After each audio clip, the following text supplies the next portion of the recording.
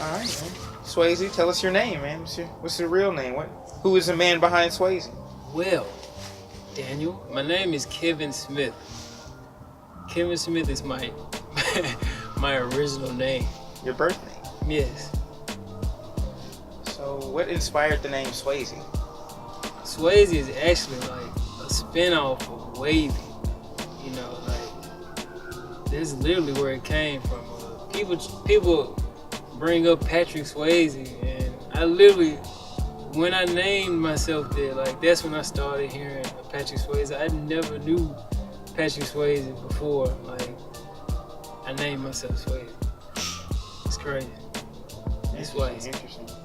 Yeah. Are there any parallels between you and the actor Swayze? Not at all. Not at all? Nah. All right. Now, what about Cool Degrees? What inspired you to make that song? What's that song about? Well, Cool Degrees is basically like a conversation between me and like my significant other. You know, basically just telling her how I feel. You know, and if she was to have any doubts like about our relationship and like my commitment toward it, you know, it was like me answering those doubts, those questions she might have.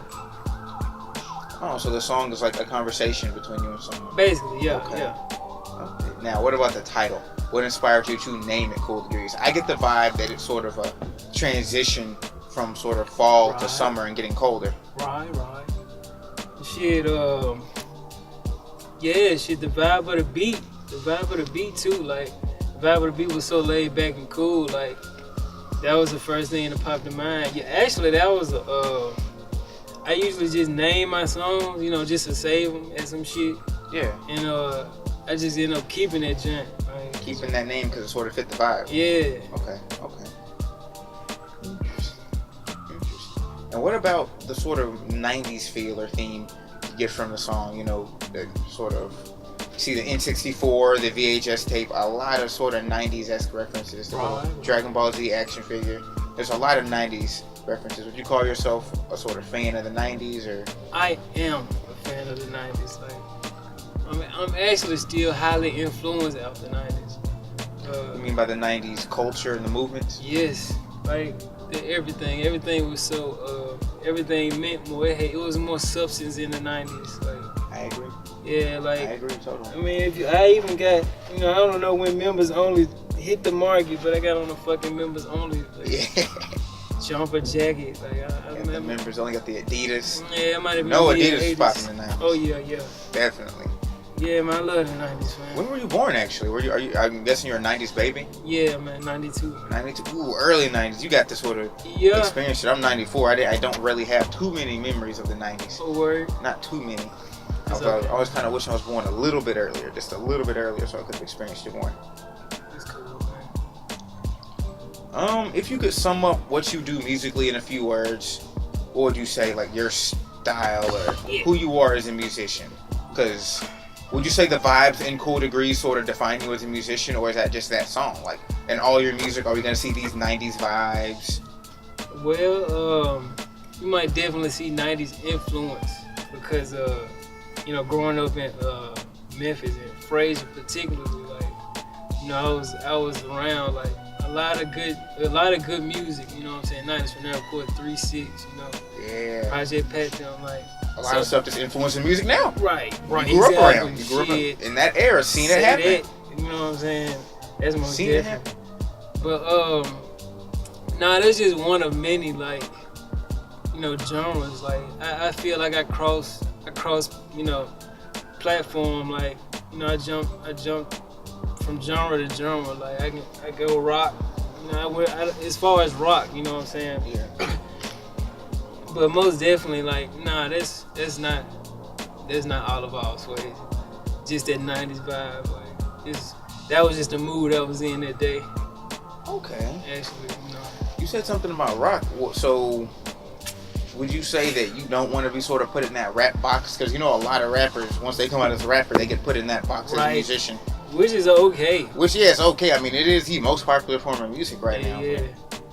But nah, I much like I would like to be called an artist. You know, of course, which a lot of people would, cause you know that art is like is not molded. You know what I'm saying? It's you can mold it anyway. It's like fucking water. Like I most definitely like to be called an artist more than a rapper. You know what I'm saying? But yeah, rock, man. Like I done went there before. Like you know what I'm saying? I got rock tracks out. You know, like Really? yeah, you know, from rock to house music. You know, like I got this shit out. I love house music, man. Like it's almost like a spin-off of like jazz almost. Like, I fucking love house music, bro. Interesting. Shout out to Torio Moya, bro. Toro, you want? Yeah. Definitely. He came out with some new stuff recently, if I'm not mistaken. Man, I heard. I need to fucking listen to this shit. I do too, actually. I need to listen to him in its entirety. But we covered this in an earlier interview, but a lot of people probably hadn't seen that. So what would you say your most influential musician is, or the one that sort of? Ooh, I got name one. I remember in an earlier interview you said KRS-One was one of your biggest influences, but if there's anyone else you want to list, I guess now would be a good time to let us know who really, you know what I'm saying, helped shape you, and like what made you want to rap. Is there any one particular thing you heard that said like, damn man, this really makes me love this art form and makes me want to create it myself? Well, man, back it started off R&B. Okay. You know what I'm saying? Like huge R&B vibes in Cool Degrees. Huge R&B and I vibes. fucking, you know what I'm saying? It's like top two. It started from R&B. All stemmed from there where I just found my love in music. And as far as artists go, man, like, okay, I'm gonna start off with rap. Okay. Fucking